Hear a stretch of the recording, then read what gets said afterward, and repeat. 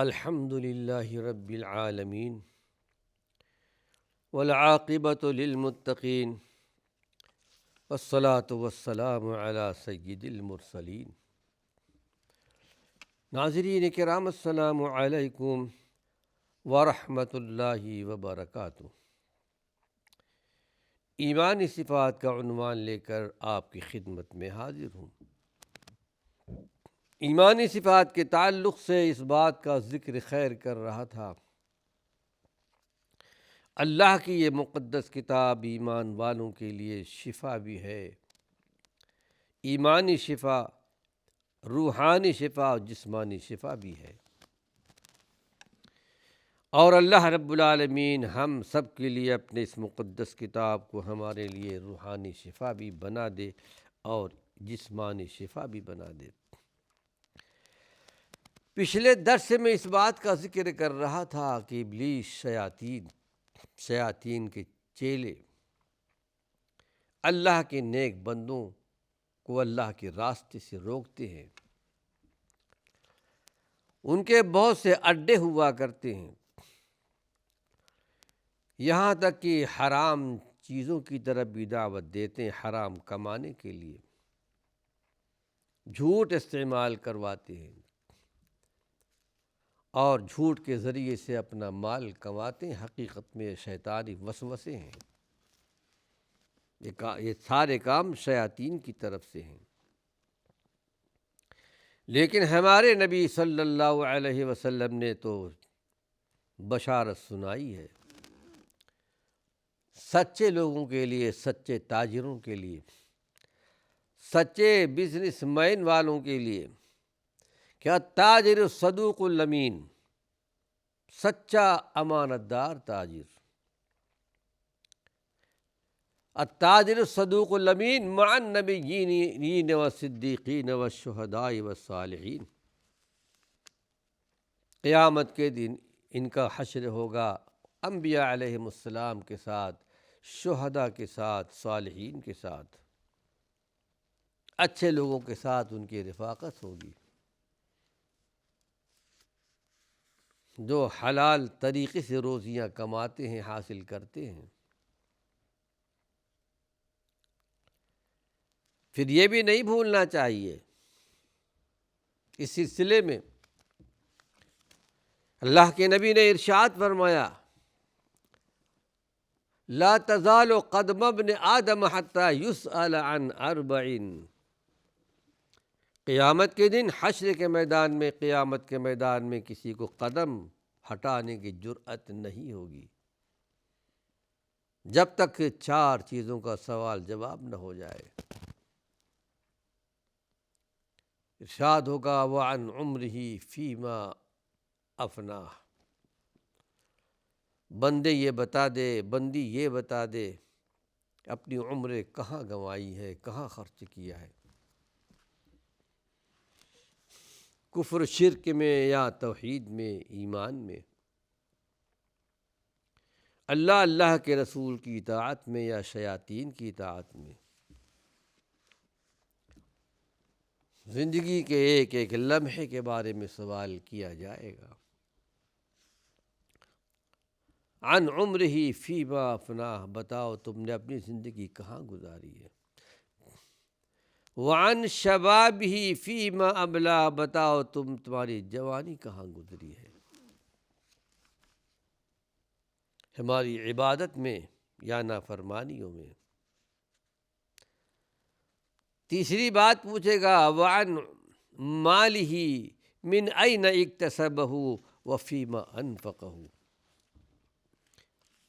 بندے یہ بتا دے تو نے مال کہاں سے کمایا تھا، کہاں خرچ کیا تھا۔ آمد کا بھی سوال ہوگا، رفت کا بھی سوال ہوگا۔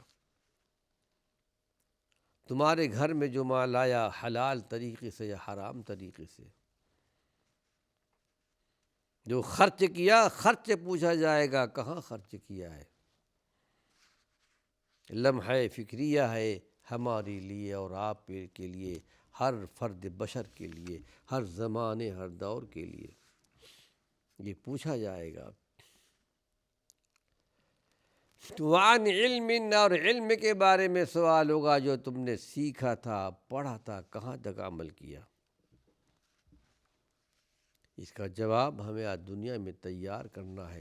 سوالات ہمیں دے دیے گئے ہیں، جوابات طلب کیے جائیں گے ہم سے اور آپ سے قیامت کے دن۔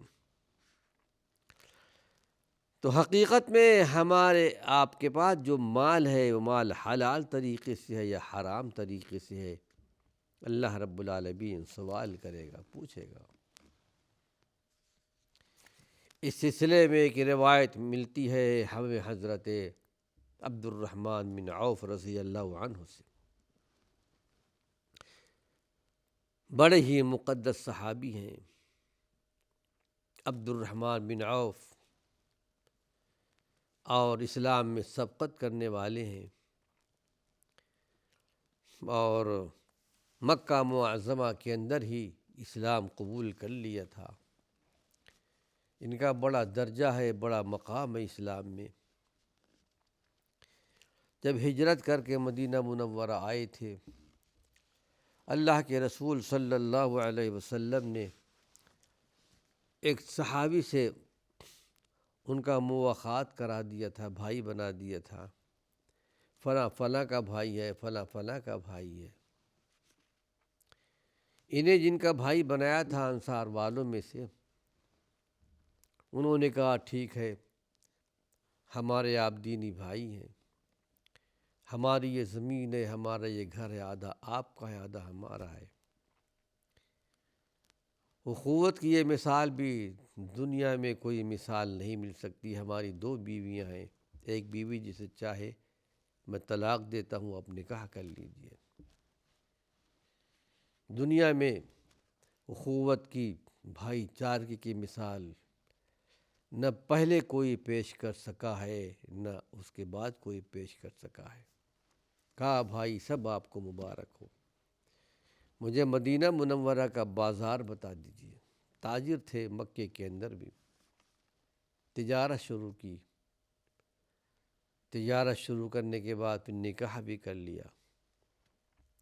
ایک دن صبح آئے اللہ کے نبی صلی اللہ علیہ وسلم کی خدمت میں، دیکھا کچھ آثار تھے دولہے پن کی، کچھ کپڑوں سے ظاہر ہوئے۔ کہا عبد الرحمن بن عوف شاید آپ نے نکاح کر لیا ہے۔ کہا اللہ کے نبی صلی اللہ علیہ وسلم میں نے نکاح کر لیا ہے۔ کہا ٹھیک ہے، اولم ولو بشاتن، ولیمہ کرو اگرچہ ایک ہی بکری کیوں نہ ہو۔ ایک نقطہ بھی یہاں بیان کرتا چلوں، صحابہ جتنی محبت اللہ کے پیارے پیغمبر سے کرتے تھے، دنیا کا کوئی مسلمان ایسی محبت نہیں کر سکتا، لیکن نکاح کر لیا، آپ کو اطلاع نہیں دی۔ یہاں تک کہ اللہ کے نبی صلی اللہ علیہ وسلم نے اس بات کو برا بھی نہیں جانا، آپ نے شکایت نہیں کی کہ عبد الرحمن تم نے نکاح بھی کر لیا، مجھے اطلاع بھی نہیں دی، مجھے بلایا بھی نہیں۔ ہمارے اور آپ کے معاشرے میں یہ چیزیں موجود ہیں۔ کسی رشتہ دار کو، قریبی رشتہ دار ہو یا دور کا رشتہ دار ہو، اگر نہ بلایا جائے تو تعلقات خراب کر لیتے ہیں۔ بہرحال ضمناً یہ بات بیان کر دی ہے میں نے۔ پھر اللہ نے آپ کو بہت مال دیا، بہت مال دیا، اللہ کے راستے میں بہت دیا کرتے تھے۔ غزوہ تبوک کے موقع پر بہت سارا مال اللہ کے راستے میں دیا تھا۔ اصل بتانا مقصود یہ تھا کہ اللہ کے نبی صلی اللہ علیہ وسلم ایک مرتبہ فجر کی نماز کے بعد صحابہ سے سوال کیا۔ اکثر آپ سوال کرتے تھے تم میں سے کسی نے خواب دیکھا ہو تو بیان کرے، آپ تعبیر بیان کرتے تھے۔ ایک مرتبہ آپ نے خود کہا آج میں نے ایک خواب دیکھا، اس کی تعبیر بیان کرتا ہوں۔ خواب بیان کیا اللہ کے نبی صلی اللہ علیہ وسلم نے۔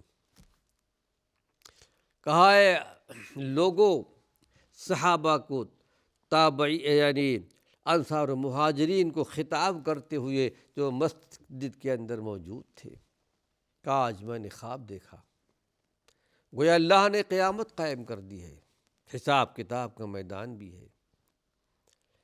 سب سے پہلے اللہ نے صدیق اکبر پہ نگاہ رکھی، عمر بن خطاب پر، حضرت علی پر، عثمان غنی پر اللہ نے ان کو بہت بڑا درجہ، بہت بڑا مقام دیا تھا۔ رحمت کی نگاہ دیکھ کر اللہ نے ان کو جنت میں جانے کا حکم دے دیا۔ یہ آپ اپنا خواب بیان کر رہے تھے، اور وہیں پر پیچھے بیٹھے ہوئے تھے حضرت عبد الرحمن بن عوف بھی۔ کہ عبد الرحمن میں تمہیں تلاش کر رہا تھا خواب کے اندر، تم آئے میرے پاس، بہت دیر میں آئے، پسینے میں شرابور تھے، پریشان تھے۔ میں نے پوچھا کیا بات ہے اے عبد الرحمن بن عوف، کیوں پریشان ہو؟ تم نے جواب دیا تھا کہ اللہ کے نبی صلی اللہ علیہ وسلم آج مجھ سے پروردگار عالم ایک ایک چیز کا جواب مانگ رہا تھا کہ کہاں سے کمایا تھا، کہاں خرچ کیا تھا۔ آخر میں جواب نہیں دے سکا۔ اللہ رب العالمین سے کہا پروردگار عالم اپنی رحمت سے مجھے بخش دے۔ اللہ نے مجھے بخش دیا ہے تو میں آ رہا ہوں۔ حدیث شریف کے الفاظ ہیں۔ یہ سن کر حضرت عبد الرحمن بن عوف بکا وابکا الناس، خود بھی روئے اور لوگوں کو بھی رلا دیا۔ اس کے بعد گھر گئے اور 50,000 درہم و دینار کی تھیلی لا کر اللہ کے نبی کی خدمت میں پیش کر دیا کہ اللہ کے نبی لیجئے، اللہ کے راستے میں جہاں ہو آپ اسے خرچ کر دیجئے۔ مال کا مسئلہ بڑا اہم مسئلہ ہے۔ اللہ رب العالمین ہم سب کو حلال طریقے سے روزی حاصل کرنے کی توفیق نصیب فرمائے۔ تو حقیقت میں یہ بھی شیاطین ابلیس لعین کی طرف سے ہے۔ اسی طرح کھانے پینے کے سلسلے میں بھی ہمارے نبی صلی اللہ علیہ وسلم نے کھانے پینے کے بھی آداب بتائے ہیں۔ کھانے سے پہلے، پینے سے پہلے بسم اللہ پڑھنی چاہیے۔ اگر بسم اللہ نہ پڑھی جائے تو اللہ کے نبی صلی اللہ علیہ وسلم نے ارشاد فرمایا کہ کھانے میں شیطان شریک ہو جاتا ہے اور انسان کا پیٹ بھی نہیں بھرتا۔ تو سب سے پہلے بسم اللہ پڑھنی چاہیے۔ آپ نے یہ بھی آداب بیان فرمایا ہے، کھانا اپنے سامنے، برتن میں کھانا ہو تو اپنے سامنے سے رکھو، سامنے سے کھاؤ، یہاں سے وہاں سے، بلکہ آپ نے بیچ میں سے کھانے سے منع کیا ہے۔ آپ نے فرق برتن کے اندر بیچ میں اللہ رب العالمین کی رحمت نازل ہوتی ہے، تو اپنے سامنے سے کھانا چاہیے، یہاں سے وہاں سے نہیں۔ تو کھانے پینے کے اندر بھی ہمارے پیارے پیغمبر کی ہدایات موجود ہیں، بسم اللہ پڑھنی چاہیے۔ بلکہ حدیث شریف میں آتا ہے حضرت نوح علیہ السلام کے تعلق سے، آپ اٹھائیے سورہ الاسراء، یعنی 15 پارہ شروع ہی میں آپ کو یہ آیت ملے گی حضرت نوح علیہ السلام کے بارے میں کہ انہ کان عبدا شکورا۔ نوح علیہ السلام کون تھے؟ عبد شکور تھے، شکر گزار بندے تھے۔ مفسرین نے لکھا ہے کہ اللہ رب العالمین نے عبد شکور، شکر گزار بندہ کیوں کہا ہے؟ کہا جب بھی کھانا کھاتے تھے ہر لقمے پر بسم اللہ پڑھا کرتے تھے، ہر لقمے پر، اور جب پانی پیا کرتے تھے تو ہر سانس پر بسم اللہ پڑھا کرتے تھے۔ اس لیے اللہ رب العالمین نے ان کو عبد شکور، شکر گزار بندہ قرار دیا ہے۔ ہمیں بھی چاہیے ہم کھانا جو کھاتے ہیں ہر لقمے پر الحمدللہ ہمیں کہنا چاہیے، اللہ کی تعریف بیان کرنی چاہیے۔ پانی پیا جائے تو ہر گھونٹ پر الحمدللہ پڑھا جائے، اللہ ساری تعریف تیرے لیے ہے، یہ تو نے ہمیں کھلایا ہے اور تو نے ہمیں پلایا ہے۔ یہاں بھی شیطان کا دخل ہے۔ جو لوگ بسم اللہ نہیں پڑھتے یا کھانے کے درمیان میں، پانی پینے کے درمیان میں الحمدللہ نہیں پڑھتے، ان پر بھی شیطانی عمل ہے۔ اس کے ساتھ ساتھ نجاست والی جگہوں پر، جہاں نجاست والی چیزیں ڈالی جاتی ہیں، وہاں پر بھی یعنی شیاطین موجود ہوتے ہیں۔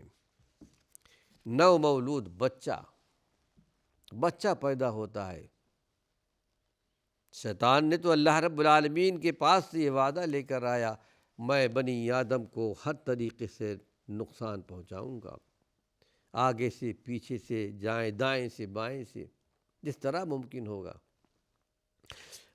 بچہ جب پیدا ہوتا ہے، اللہ کے نبی نے ارشاد فرمایا کہ وہ فطرت اسلام پر پیدا ہوتا ہے۔ یہ بات طور ہے کہ اس کے گھر والے یہودی نصرانی دوسرے مذہب میں لے کر چلے جاتے ہیں، لیکن فطرتاً اسلام پر پیدا ہوتا ہے۔ بچہ جب پیدا ہوتا ہے تو اس وقت شیطان بھی چونکا مارتا ہے بچے کو، اس لیے بچہ چیختا ہے، چلاتا ہے، روتا ہے۔ یہاں تک کہ حالت حمل میں بھی خواتین کو شیطان تکلیف پہنچاتا ہے،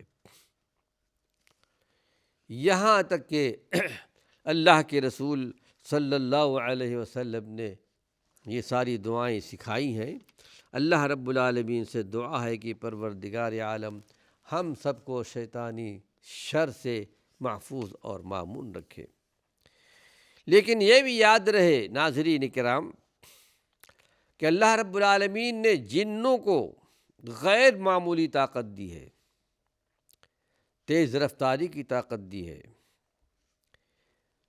فضا میں یہ بھی اڑنے کی طاقت دی ہے، بلندی پر پرواز کرنے کی بھی طاقت دی ہے، اور اس کے علاوہ بہت ساری باتیں ہیں۔